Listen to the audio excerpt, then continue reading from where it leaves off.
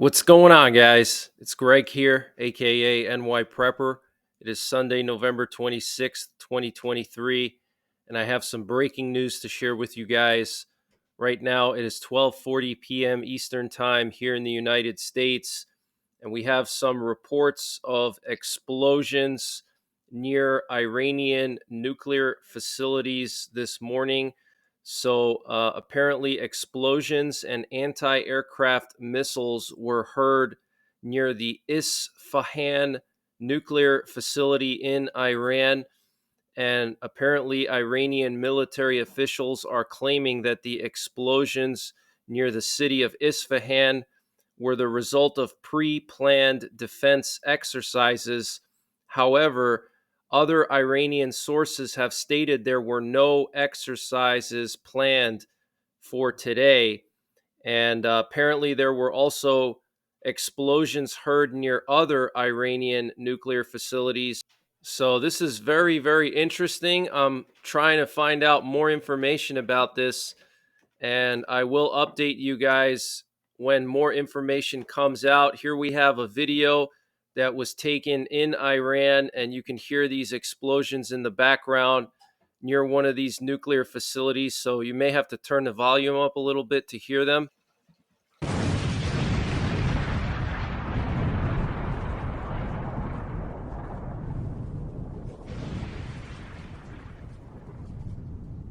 Just play that one more time.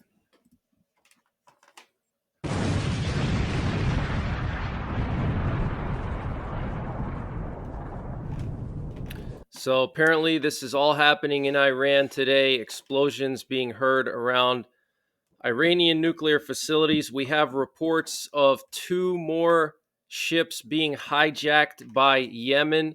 The Israeli media outlet Mariv confirmed that an Israeli owned ship or an Israeli operated ship was attacked off the coast of Yemen. And apparently, the Yemen military or the Houthis, basically the same thing. The Houthis are the terrorist or jihadist group that are operating in Yemen, but the Yemen army basically supports them. So apparently, the Houthis or the Yemen army seized an Israeli oil tanker called the Central Park off the coast of Yemen today. And the U.S. Navy's Fifth Fleet, which patrols the Middle East, did not immediately respond to questions from the Associated Press about this. But it appears that the U.S. Navy is involved in the situation and has asked ships to stay away from the area. So this is what Mariv posted earlier this morning. Okay. So very concerning, guys. So this brings the total number of hijacked ships by Yemen to 4. Okay, 4 ships already. And I want to just show you guys some advisories that were put out by the UK MTO. And here's one of the ships that was hijacked.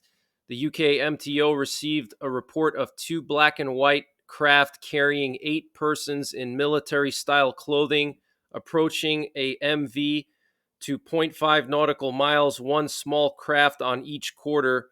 And then position of incident 1125 north, 0403 east, 80 nautical miles south of Aden, Yemen.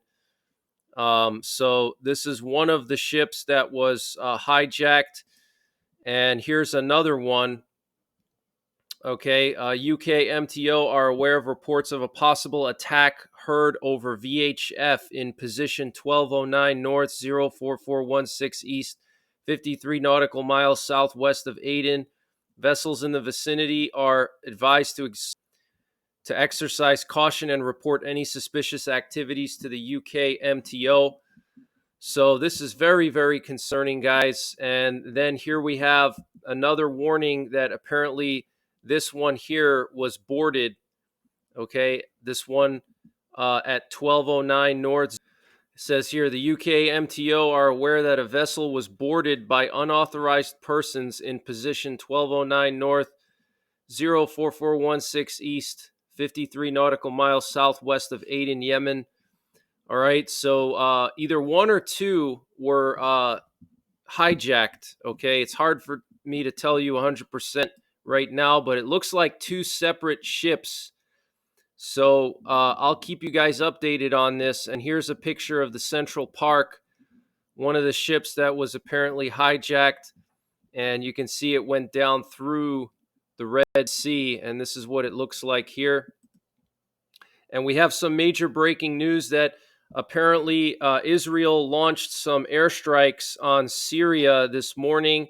A strong explosion was reported at the Mazeh military airport, which is a Syrian Air Force military base located in Mazeh, Damascus, in Syria. Okay, so this is on the outskirts of Damascus somewhere. A Syrian Air Force base targeted by Israeli fighter jets. And apparently, this is southwest of the old center of Damascus. The sound of the explosion was heard all over the city. And Israeli fighter jets also targeted the runways of the Damascus International Airport just a few hours after they announced that the Damascus International Airport would be back in service, and they repaired the damage that was done from the first round of airstrikes on Damascus Airport by the Israeli fighter jets. And now Israel launched another strike to crater the runways again to prevent countries like Iran or Russia from resupplying some of Israel's enemies and using the airport as a military airport. So here we have a picture coming out of Mazeh or Miza, I don't know how to say it, southwest of Damascus, right on the outskirts of Damascus. This is that military airfield. And here we have a picture of the Damascus International Airport after it was struck by Israeli fighter jets. You can see this huge plume of smoke here, pretty massive plume of smoke. And here we have some video footage coming from Damascus Airport right after the strike. So let's watch this. So here you can see all these plumes of smoke coming from the tarmac at the Damascus International Airport. And Hamas has sent its protests to international mediators over Israel's alleged violation of the terms of the ceasefire in the Gaza Strip. This is being reported by Al Arabia. And we do know that there was a delay last night in the release of hostages as promised by Hamas. And Qatar's foreign ministry said that due to international mediation by Qatar and Egypt, that the delay was overcome and any obstacles were overcome, and that's why the hostages were released later last night, a lot later than was initially agreed upon. So it's still a very fluid situation with Israel and Hamas. You know, it's a temporary ceasefire. Israel's defense minister, Yoav Gallant, said that they're not going to stop fighting. This is just a temporary ceasefire to get hostages released. Okay, that's the only reason why they're doing this. Israel's not just going to stop fighting. That would be stupid. Okay, so they're not going to stop. And Hamas is holding the most vulnerable still. They still have a lot of infants. They also have a lot of elderly, and they also have a lot of Americans, and they're holding those for the end because those are the highest price hostages that they have. Okay, so they're not releasing much of those just yet. All right, so this war in the Middle East, there's no signs that it's going to stop anytime soon. And the Secretary General of the Iraqi Hezbollah said that until Iraq is liberated, the confrontation with the occupying forces will not stop. And this is a decision that we will not deviate from, no matter how many casualties there are. Okay, so the Iraqi Hezbollah is one of the pro-Iranian militias that operate in Iraq, and they're one of the groups that have been attacking American bases in Iraq. And they're basically saying that until American forces leave Iraq, they're not going to stop attacking American forces. Okay. And over the holiday, over Thanksgiving, I reported that there were actually ground assaults on some American bases in Iraq. Okay. So on Thanksgiving, these scumbag terrorist groups in Iraq were launching ground assaults on our forces there. Okay. What a great way to celebrate Thanksgiving if you're an American soldier in Iraq, having to deal with these animals attacking your base. And our administration here in the U.S. is not really doing much about it. Hamas has announced that 4 of their military commanders have been killed in the Gaza Strip so far since Israel's military operation started. And we're hearing that there's been a lot of Israeli reconnaissance aircraft and warplanes buzzing the skies over the Gaza Strip. Even during this ceasefire period, they've been flying over the central government of the Gaza Strip. And Spain has decided to recall its ambassador to Israel. That's absolutely insane. And this update was sponsored by Patriot Supply. Guys, they have brought back their 25% discount on their 3-month emergency food supply. And to get the discount, you have to use the link preparewith.nyprepper.com. And the link is in the description below this video. And this 3-month emergency food supply has a 25-year shelf life, and it's all contained within 6 rugged, watertight buckets. So it doesn't take up a lot of space. Pretty much anyone can find the space in their home to fit 6 buckets, and it'll cover you for 3 months. And it's a variety of food, lunches, breakfasts, dinners, drinks, snacks, free shipping included, 25% off their normal price. Use the link preparewithnyprepper.com to get the discount. They also have a 2-week emergency food supply, which is excellent for outdoorsmen or people who go vehicle camping. You don't have to worry about rotating anything. You don't have to worry about your preps going bad.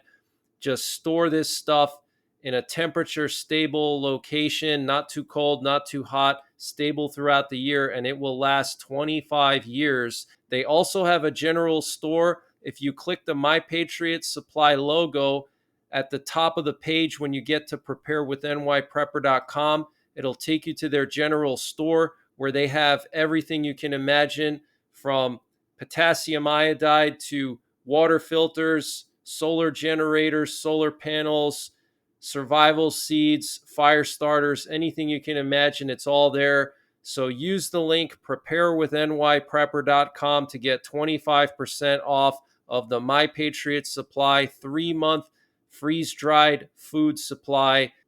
And the link is in the description below this video. And China's military said it drove out a U.S. warship from waters it claims in the South China Sea and accused the U.S. of being the biggest destroyer of peace and stability in the region. The incident highlighted the tensions in the Flashpoint region and was the first such confrontation since Chinese President Xi Jinping and U.S. President Joe Biden met on the sidelines of an Asia-Pacific summit in San Francisco earlier this month, and reported progress on some of the issues that have strained ties between the global rivals. China's state-run People's Daily quoted Senior Colonel Tian Junli, spokesman for the People's Liberation Army South Theater commander, as saying the guided missile destroyer USS Hopper had entered China's territorial waters illegally on Saturday. It said the incident occurred near the Paracel Islands, which China calls the Zisha Islands. So this is crazy, guys. China is claiming all this sea is theirs, and one of our guided missile destroyers sailed into the South China Sea, and they're saying that's their water, and they drove our ship out. But a guided missile destroyer, guys, that's pretty serious for us to send a guided missile destroyer into the South China Sea. Those guided missile destroyers have Tomahawk missiles on them. And the Japanese Prime Minister Kishida intends to hold a meeting with North Korean leader Kim Jong-un and South Korea's spy agency chief resigned on Sunday, the Yonhap news agency reported. So that's very strange that the leader of South Korea's intelligence agency or spy agency would resign suddenly. Kind of weird. And South Korea, the United States, and Japan jointly conducted naval drills in waters south of the Korean Peninsula on Sunday to bolster their defense posture against North Korea's evolving nuclear and missile threats, the South Korean Navy said. The joint exercise took place in southeastern waters off Jeju Island, involving the U.S. nuclear-powered aircraft carrier, the USS Carl Vinson, which has been docked at a naval base in Busan, 320 kilometers southeast of Seoul. And I believe this would be the second U.S. aircraft carrier that is in the region over there, because the USS Ronald Reagan went to the Korean Peninsula like 2 or 3 months ago, and now we have the USS Carl Vinson. So we have two aircraft carriers and two carrier strike groups off the coast of Korea right now. So that's pretty serious, guys. You don't move two aircraft carriers somewhere unless things are really bad. This morning, Russian air defense shot down Ukrainian drones over Moscow, Tula, Kaluga, and Bryansk oblasts. This was reported by the Russian Ministry of Defense, and they also claim to have shot down S-200 missiles over the Azov Sea that were launched at Rostov, Russia, from Ukrainian territory. So I want to share this video with you guys. This looks like Moscow, one of these drones that were intercepted by Russian air defense, supposedly intercepted. Maybe they made impacts. We don't know, but apparently a massive drone attack on Moscow late last night in Russia. Let me play this for you.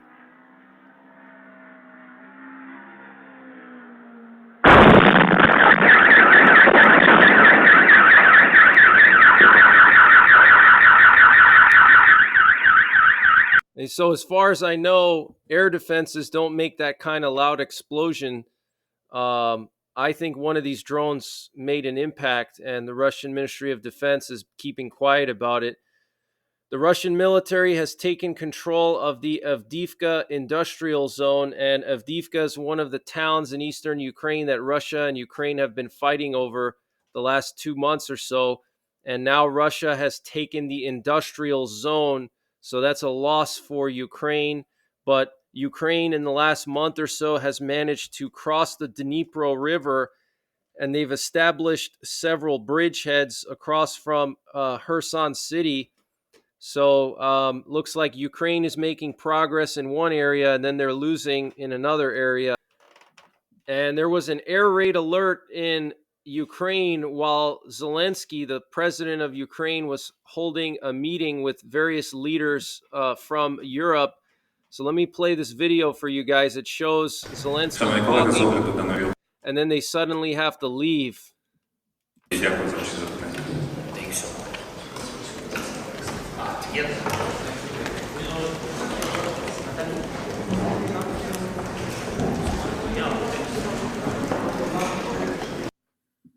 Absolutely insane, guys. Could you imagine if Biden or Trump or any other of our presidents were hosting some European countries in DC, and they all had to suddenly stop the meeting because there were air raids? I mean, that's just insane to think about, but that's like normal everyday life in Ukraine.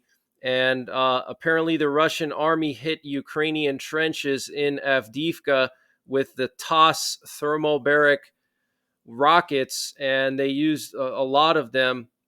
And apparently the Russian army hit Ukrainian trenches on the Avdiivka front with TOS thermobaric warheads. And there was a massive Russian drone attack on the capital of Ukraine yesterday.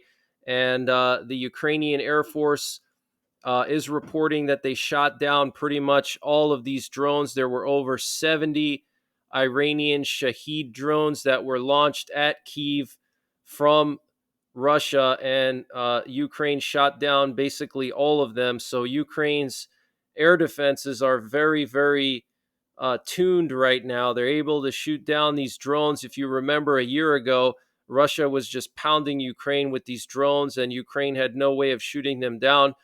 But now they have all the Western air defenses, including the Iris-T system, which the Iris-T and the NASAMS, they use actually air-to-air missiles for their interceptor missiles. They repurpose them to function as surface-to-air missiles. The AIM-9 Sidewinders, which are used by NATO fighter jets for dogfighting, they repurpose them and they now launch them from the ground, and they make very good interceptor missiles, especially for low-flying aircraft that are moving at lower speeds, like these drones or helicopters or fighter jets, things like that. They work really well against these types of threats. So Ukraine has several of these Iris-Ts and NASAMS, and actually Lithuania recently just announced that they're going to be giving Ukraine another NASAMS launcher. Okay, and we have some snowfall in Chernobyl in Ukraine. I thought I would just share this with you. It looks kind of cool. And we have some interesting information coming out of Finland. We have like a half a dozen Finnish combat training exercises ongoing right now near the Russian border. And so here we have a picture showing where all these exercises are taking place. We have the Freezing Winds 2023 exercise, which is happening in the Gulf of Finland, not far from St. Petersburg. And this is a NATO exercise with over 4,000 NATO forces and Finnish forces. And there's some other ones here. You can see a bunch up north here. There's 2 in the Lapland area. And then there's 3 in the central and southern part of Finland. Okay, so Finland is really on high alert right now. And I'm very concerned about something happening in this region, okay, the Baltic Sea region. I think this is an area that a lot of people are not paying attention to. Russia has moved a lot of equipment into Kaliningrad the last 2 months. They've sent a lot of military cargo planes into Kaliningrad. They've also built up a lot of forces in Belarus and in Kaliningrad. They probably have at least 250,000 troops in Kaliningrad, and then probably 50 to 100,000 troops in Belarus.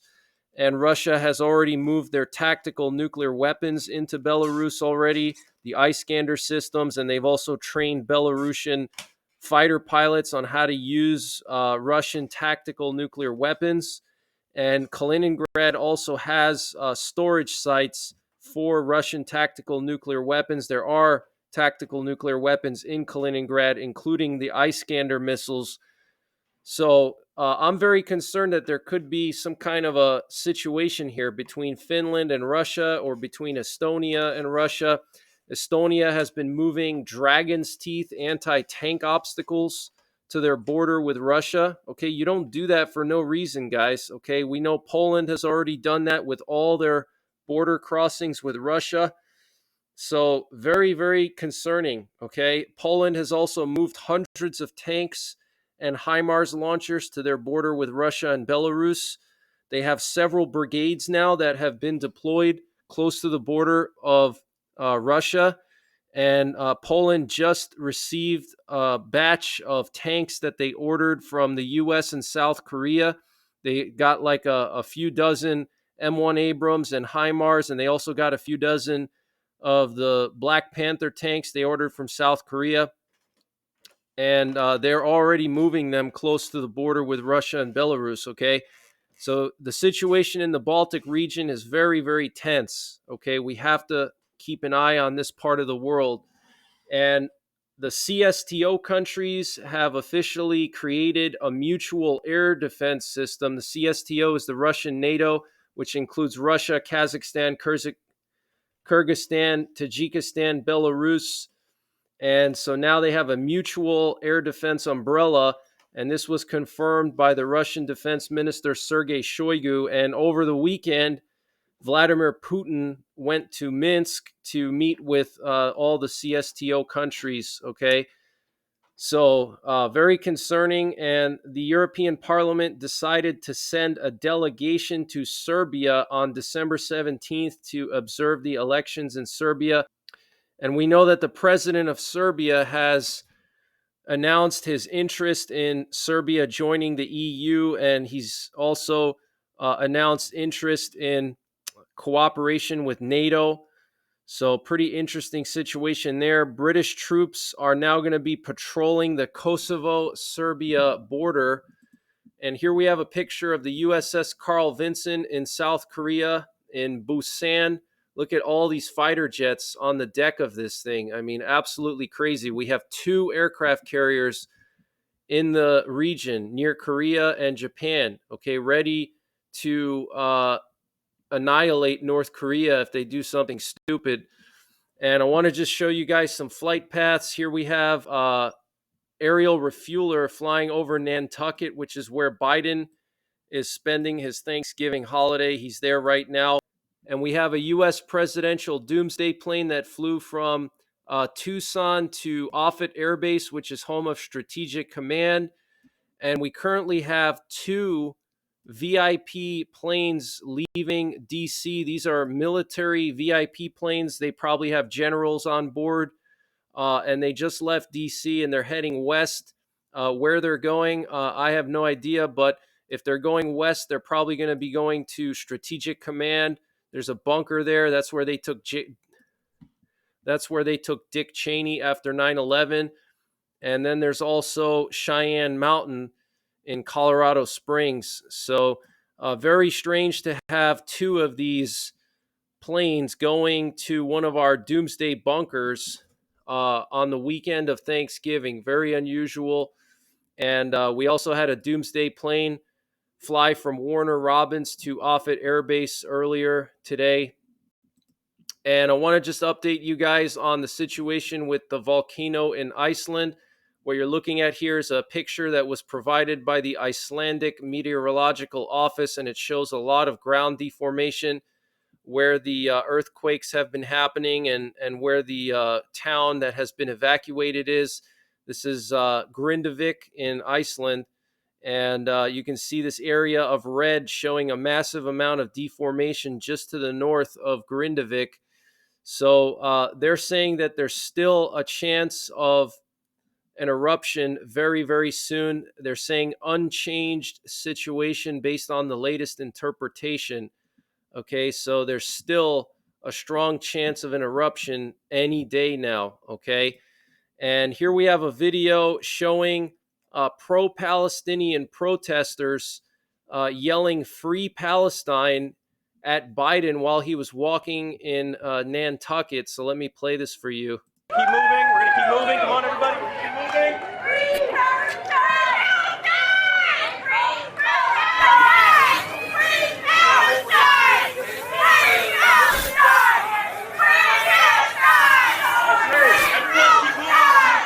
Free